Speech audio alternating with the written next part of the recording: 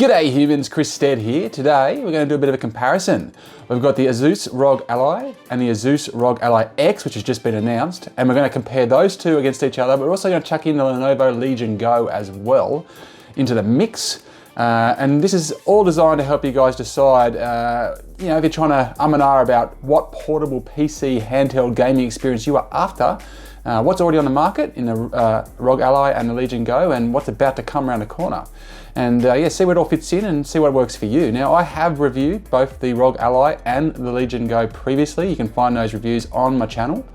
And I will definitely be reviewing the Ally X when it comes out, and also the Go 2, which you may not be aware about, but if you look on my channel, you will find a video whereby Lenovo confirmed to me directly that they were working on a Go 2, but that is a distant release at this point anyway. There is no release date announced. So anyway, let's jump in and have a look at the exact specs for these, or the comparison between the specs of these. Now, I have only included really the specifications which differentiate the three.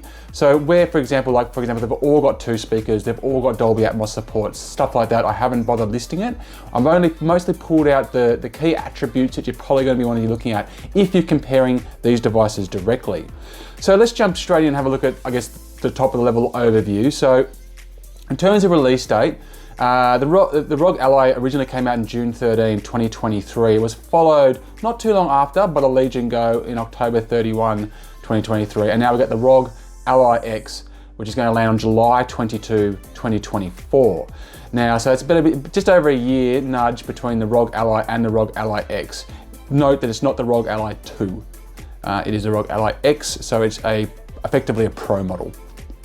Now, price-wise, the ROG Ally came in at, this is Australian prices, but the differences, no matter where you are in the world, the difference is going to be relative. But in Australia, here where I live, it was $12.99 for the ROG Ally, $15.99 for the ROG Ally X is the price that they've indicated, and the Legion Go was $14.99. Now that was for the 512 gigabyte variant. There are multiple variants, which I'll go into in a sec, of the Legion Go.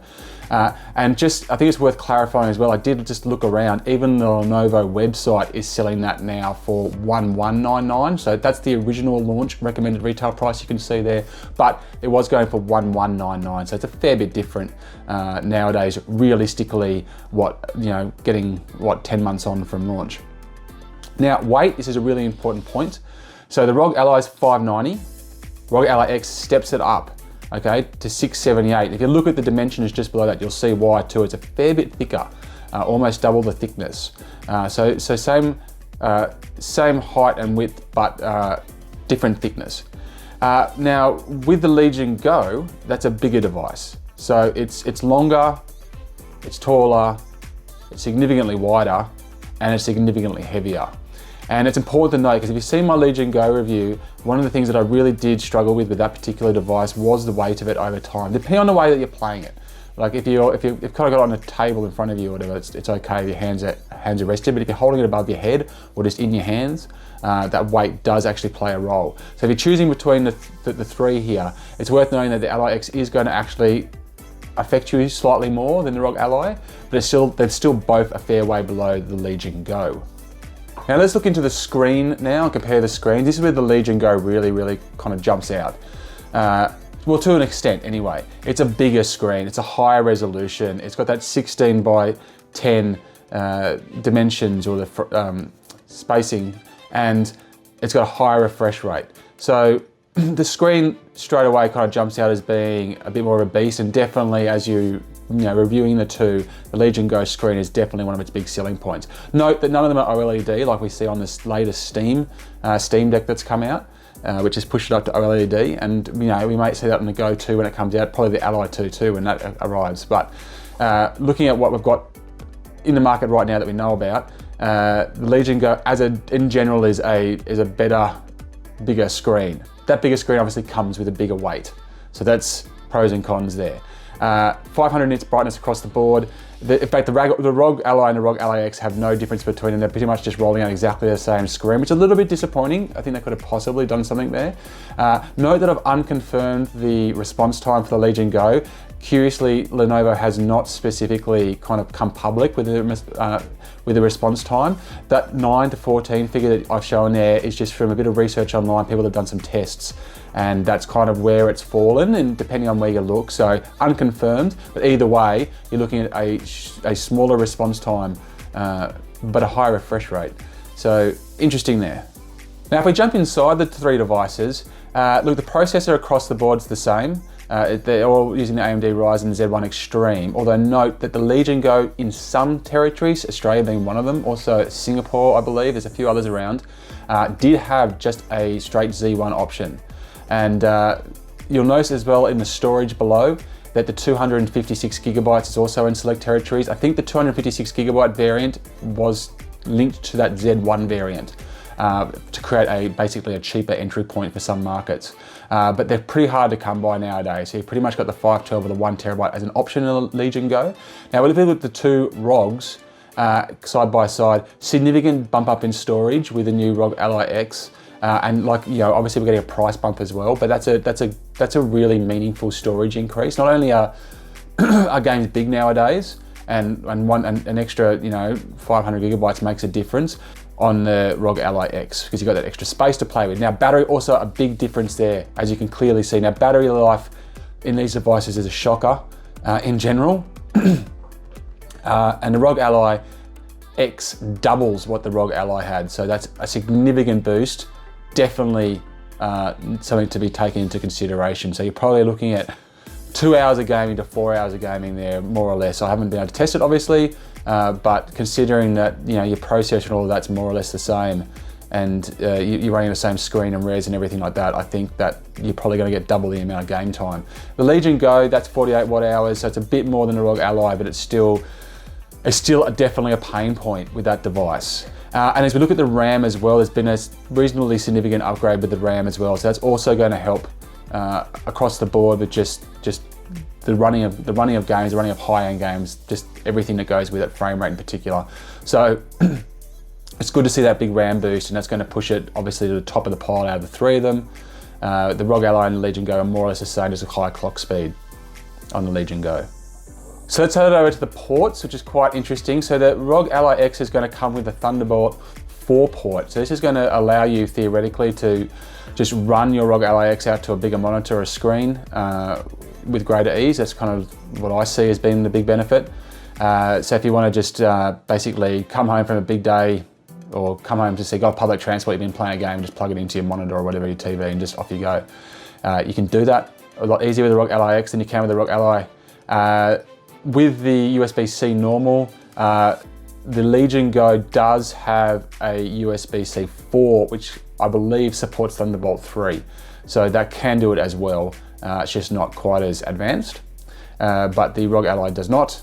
And yes, the XG Mobile PCIe port is where the ROG Ally kind of was able to plug into an external, effectively an external power boost device, just so it could run a little better. They've obviously, I think this is a sign with Ally X that it's basically disregarded that port, is a sign to me that they're probably thinking that it's not that used a feature. And the Legion Go didn't bother with it at all. And micro SD slot, this is interesting. Look, I've included this because they've all got one, but with the ROG Ally X, they've moved it. And that's a significant point, because the ROG Ally did have problems with heat affecting the micro SD slot, and in some occasions actually fouling the micro SD card for a loss of data. And that was no good at all. So even though even though ASUS, as far as I'm aware, denied that it was a problem, surprisingly, they've moved it to a cooler spot in the actual chassis. So that's interesting. And now let's have a look at the build. So with the air vents, the ROG Ally X is stepping it up with adding an extra vent, which it believes creates 24% more airflow and that 6% cooler device. So heat is a concern, and it look, you know, until I get some time with the device, I'll be able to tell for sure in my hands. But that's definitely a wanted and desired improvement that they've made there. The Legion Go also has 3 air vents, but I'm not sure obviously what the relative difference is between the Ally X, the Ally and the Go. But I will say that Lenovo is pretty like tip of the spear with the way that it does its cooling. And if you want to have a look at my hyperchamber cold front video that I've done, which is a deep dive into how they're adapting the cooling in their laptops, Lenovo's laptops. It's really, really interesting. If you're into that stuff, go dive into that video and have a listen to some of the stuff that they've come up with and they're doing. That isn't in the Legion Go as yet, but they did indicate to me that there is hope that that technology, the new hyperchamber technology, will make it into the Legion Go 2. So it's well worth checking that video out. Now, in terms of the chassis, look, I've just put standard and advanced here just to show that there is improve with the Ally X. I'm going to read out here how they, as in ASUS, describe the Ally X chassis improvement. So this is it. Deeper handles and a more rounded shape for improved comfort. The buttons and sticks are arranged with a more ergonomic angle with a slant to the triggers that makes them easier to press. The macro buttons on the back are also smaller to reduce accidental presses. The joysticks have been replaced completely with a new, more durable module rated for 5 million cycle lifespan, with stiffer springs for a more familiar response curve to long-time control like gamers.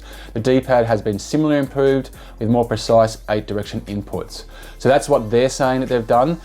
From the people that I've spoken to who have actually been hands-on with it, they're pretty happy with those improvements, that they've actually, they do make a significant difference. And absolutely, anything that can reduce like some drift, get a bit more responsiveness, and I guess in this feeling of being a handheld PC game, be more controller-like is definitely going to be an improvement for sure. And the Legion Go, look, I've just mentioned the fact here that one of its kind of unique points is you can detach the controllers, similar to what you do with the Nintendo Switch. I'm not sure if it's in it, as you'll see my review, mine actually became loose when docked, and so became an annoying thing. I just wish they'd been attached from the outset. So I don't know how used that use case is, but you can do it with the Legion Go if you want to. Look, color-wise as well, the ROG Ally is in white, the ROG Ally X is in black, so it's just going to be a visual identifier. I don't know how much of an issue that really is for anyone, but I don't know. I think I like black a little bit more. It looks a bit more expensive than white with any consumer tech device, or any tech device in my opinion. The Legion Go also comes in black. Now I've left this for very last, variable refresh rate.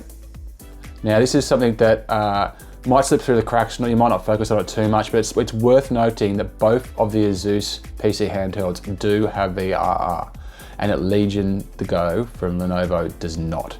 And VRR is just going to basically stop that juddering. It's just going to adjust the frame rate with the way that the handheld's behaving.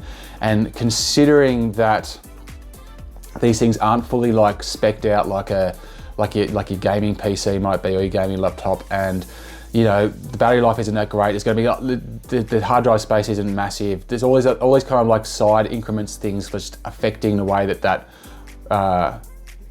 frame rate can be handled. Having a VRR is probably going to be a huge win, and it's definitely a differentiator between the ASUS and the Legion Go. Anyway, there's a quick overview of the differences between the three PC handheld entries. Not too long now before the ROG Ally X hits the market. Look, my opinion is that there's some meaningful upgrades here. Like it's not a ROG Ally 2. It definitely isn't. But the upgrades are in the right spots. And maybe they could have done a little bit more with the screen. That would have just kicked it, killed it, hit it out of the park. But still, the extra that you're getting for that additional, what is it, $300? I can see the value there for sure. So anyway, make sure you check out my individual reviews of the ROG Ally and the Legion Go. Do yourself a favor, go have a look at that Legion Go hyperchamber cold front video as well if you want to dive into the cooling system there. And I've also got a video where you'll learn more about the Legion Go 2 and that reveal that was put to me when I was at an event in Bangkok earlier in this year. Anyway, thanks very much for watching, gamers. Really appreciate it. Make sure you check out my other videos, and until next time, I'll check you later. Yee-hoo!